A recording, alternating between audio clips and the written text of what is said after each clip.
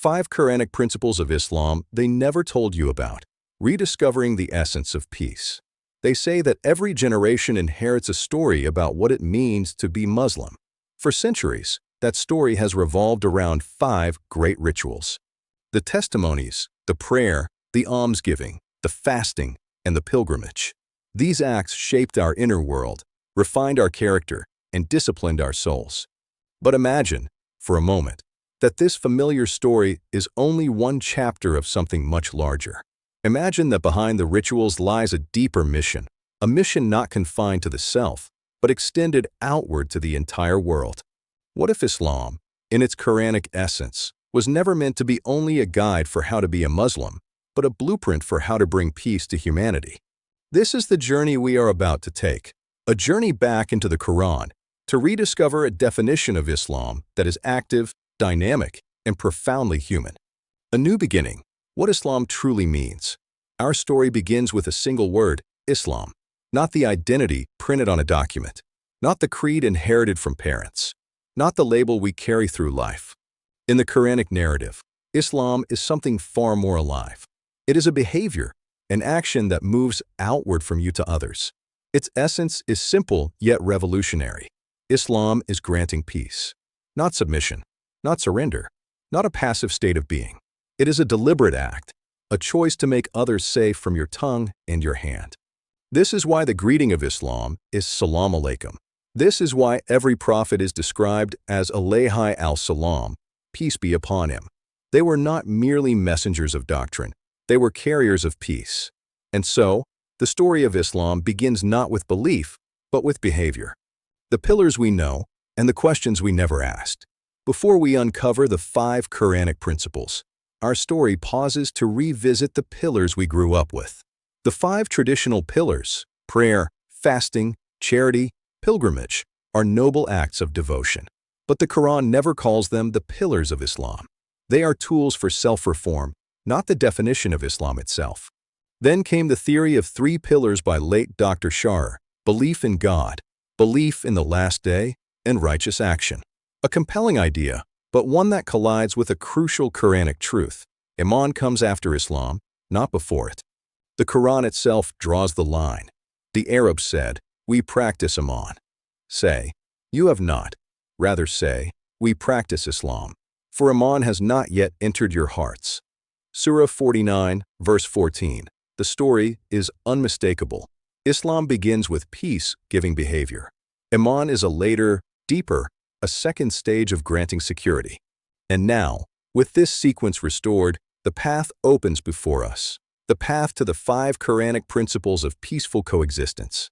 The 5 principles of peace in the Quran. These principles are not hidden. They are not exclusive to any group. They are not bound by time or culture. They form a universal constitution, a roadmap for how human beings can live together in dignity and harmony. 1. No compulsion in religion. Our story begins with freedom. A society cannot know peace if belief is forced. The Quran makes this the first, unbreakable rule. There is no compulsion in religion. Surah 2, verse 256. Faith must be chosen, never imposed. 2. Focus on yourselves. The second principle shifts the lens inward. Reform yourself. Guard your own path. Do not appoint yourself a judge over the beliefs of others. O you who practice Iman, upon you is your own responsibility. Surah 5, verse 105. In a world of diverse beliefs, atheists, Buddhists, Muslims, Jews, Christians, peace begins when each person minds their own soul. 3. Do not sit with those who mock. The third principle teaches dignity without confrontation. When God's signs are mocked, the Quran does not call for anger or violence. It calls for quiet withdrawal. Do not sit with them until they engage in another conversation. Surah 4, verse 140. The story reframes zeal. Aggressive defense of God is not piety, it is disobedience. 4. Fight only those who fight you, and do not transgress. The fourth principle sets the strictest boundaries on conflict. War, if it happens, must be defensive.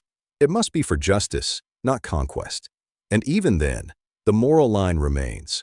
Fight those who fight you, but do not transgress. Surah 2, verse 190. Even in war, peace is the compass. 5. Do not insult the gods of others. The fifth principle protects the fabric of society. Respect the beliefs of others, even if you disagree with them completely. Do not insult those they call upon besides God. Surah 6, verse 108. Insults ignite hostility. Respect preserves peace. This is Islam in action. Conclusion: Islam of actions, not Islam of beliefs. As our story reaches its final chapter, a truth echoes through the Qur'an.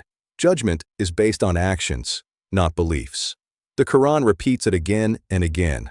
For what you used to do, not what you claimed, not what you inherited, not what you believed, what you did.